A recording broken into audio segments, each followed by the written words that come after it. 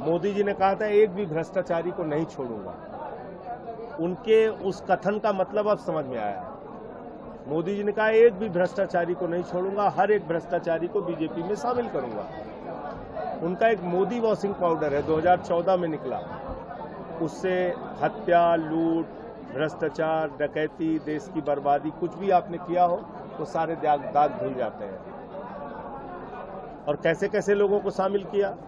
Water घोटाला करने वाले हेमंत विश्व शर्मा को, नारदा शारदा स्कैम करने वाले शुभेंदु अधिकारी, मुकुल राय को, सिंचाई घोटाला करने वाले अजीत पवार को, हसन मुशर्रफ को, छगन भुजबल को, किसको छोड़ा? पूरे देश में जितने भी बेईमान थे, भ्रष्टाचारी थे, सबको बुला बुला के अपनी पार्टी में शामिल किया। जहां तक आम आदमी पार्टी का प्रश्न है, हम लोग ईमानदारी से 2 राज्य सरकारें अपनी चला रहे हैं और अपना संगठन बढ़ा रहे हैं। मोदी जी, उसका कुछ नया नाम भी उन्होंने दिया है।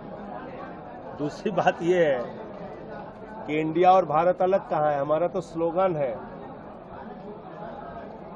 इंडिया भारत जीतेगा, इंडिया जीतेगा, भारत जीतेगा।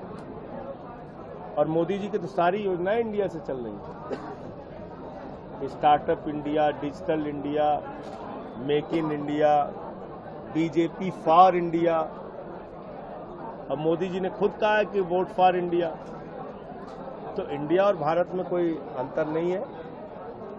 आप बाहर भी जाते हैं तो लिखा रहता है रिपब्लिक ऑफ इंडिया का पासपोर्ट। गाजियाबाद में मंडलीय कार्यकर्ता सम्मेलन था, जिसमें मेरठ मंडल के कई जिलों के पदाधिकारी और कार्यकर्ता शामिल हुए।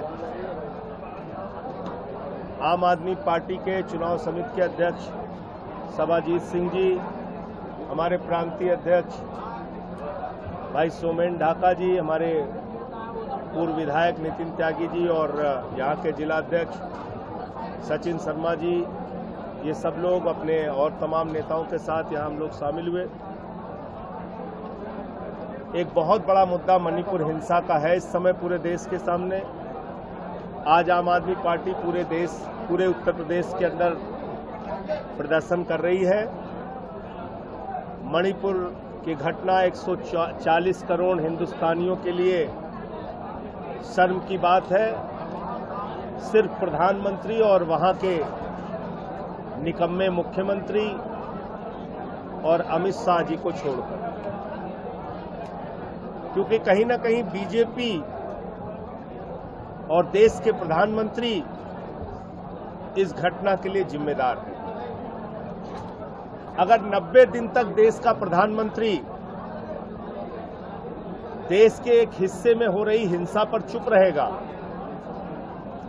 वहां का भ्रमण नहीं करेंगे, वहां के लोगों से बात नहीं करेंगे, दुनिया की सैर में व्यस्त रहेंगे, तो ऐसी घटनाएं होंगी।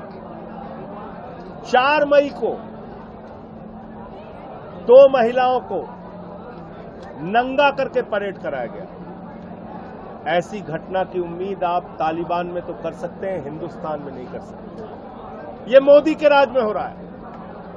नंगा करके परेड कराया गया, उनके साथ रेप किया गया, छोटे छोटे बच्चों का वहां कत्ल हो रहा है, बुजुर्गों का कत्ल हो रहा है, महिलाओं का रेप हो रहा है। देश का एक हिस्सा, भारत माता का एक अंग, आज उसको अपाहिज करने की कोशिश की जा रही है, उसको दंगाग्रस्त और नफरत की आग में झोंकने की कोशिश की जा रही है।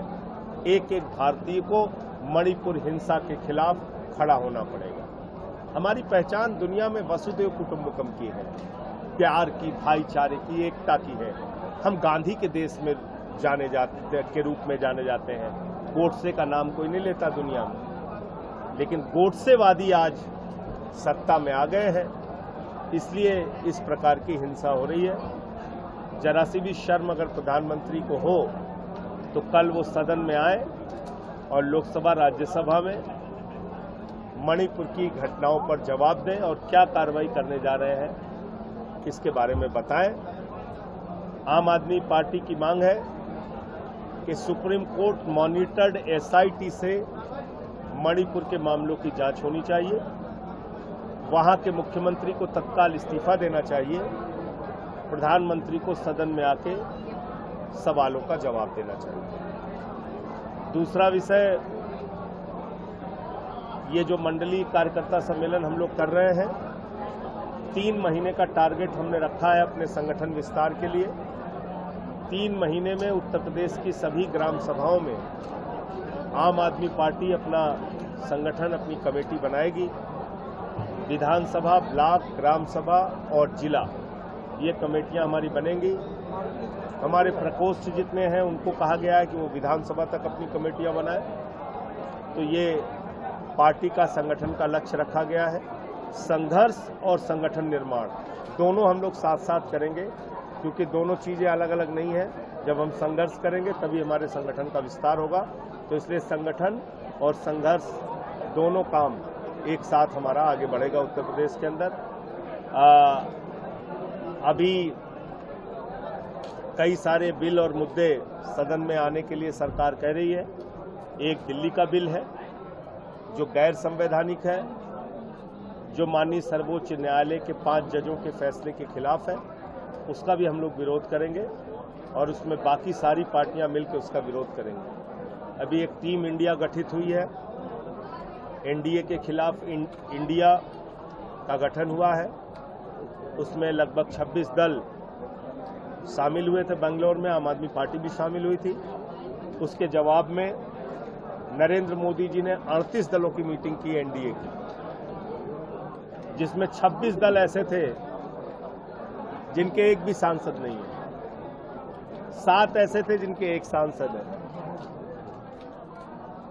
कैसे कैसे दल बुलाए मोदी जी ने, हम, तुम, कहां, कैसे, लेकिन, वेकिन, मेकिन, कामा, फुल स्टॉप, ये दलों को बुला दिया उन्होंने। तो इसलिए एनडीए का कोई अस्तित्व बचा नहीं और इंडिया जो है 2024 में नरेंद्र मोदी जी को जवाब देगी। और इनको जो इन्होंने 9 साल में देश की दुर्दशा की है। नमस्कार, मैं हूं मानक गुप्ता। अगर आपको हमारा ये वीडियो पसंद आया हो तो इसे लाइक और शेयर जरूर करें।